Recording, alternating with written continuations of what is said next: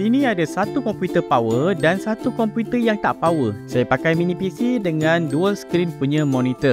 Yang ini komputer slow, tapi macam mana saya dah dapat bantuan daripada komputer yang laju? Contoh, saya main game dekat mini PC yang ada dua display ni, tetapi resource yang saya gunakan adalah daripada komputer yang power. Hubungan dua benda ni membolehkan kita buat sesuatu yang sebelum ni tak boleh, sekarang dah boleh. Sebelum start, saya nak tunjuk dulu macam mana saya set up mini PC saya tadi tu.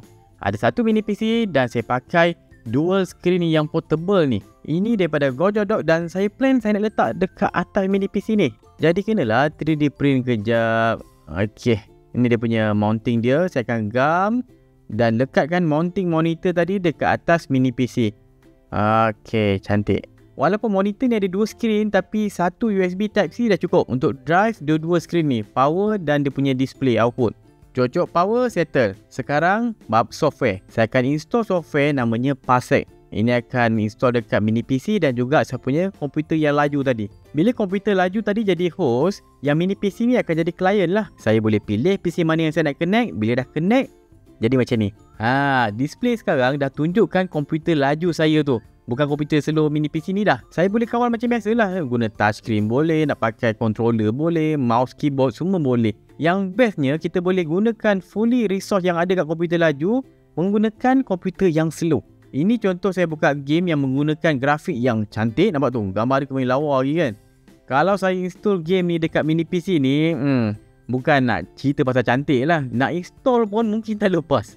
Saya pilih Parsec ni sebab dia punya quality streaming video output daripada satu lagi komputer kita tu tinggi. Dia punya frame rate pun tinggi. Kita rasa macam memang kita gunakan komputer ni direct kat sini. Walaupun komputer tu jauh. Beza tau dengan solution remote desktop lain. Contohnya yang popular TeamViewer kan. TeamViewer ni pun ada yang free juga, tapi dia tak berapa cantik gambar dia, tak lancar. Kalau Parsec, dia punya quality image dia cantik, dia punya frame rate pun sampai 60 fps, resolusi sampai 4K dan dia punya frame rate drop tu kurang sangat. Cuma itulah, untuk dapatkan performance remote desktop macam ni, kita punya network kena kuat lah.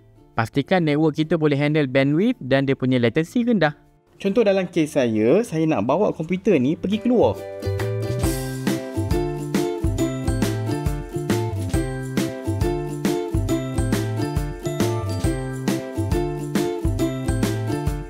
Bila benda-benda yang tak perlukan computing power yang tinggi, macam anak saya nak belajar programming ni, saya boleh direct bagi dia guna mini PC je, tak ada masalah sebab tak perlukan banyak sangat processing power. Jadi simple lah setup dia.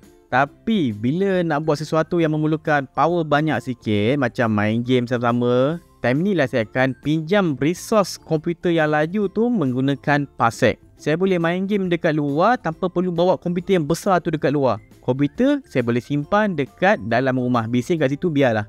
Dan sekarang komputer saya ni boleh jadi server, gaming server ataupun server untuk proses run benda-benda yang heavy.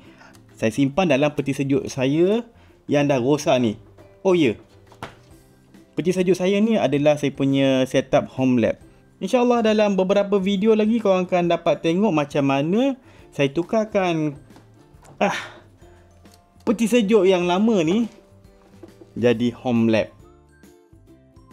Jadi itu saja video pada kali ini. Saya harap saya punya perkongsian ni bermanfaat. Kalau korang dapatkan produk daripada Gojodok ni, saya akan letak link dalam description. Saya rasa tak silap kipas ni dia tengah ada kupon diskaun kot kalau korang guna. Tengoklah dekat description. Kalau tengok banyak lagi video menarik, boleh pergi ke YouTube channel Berani Buat. Subscribe kali, ada banyak playlist video kat situ. Jumpa dalam next video. Saya Wan Syafiq. Assalamualaikum.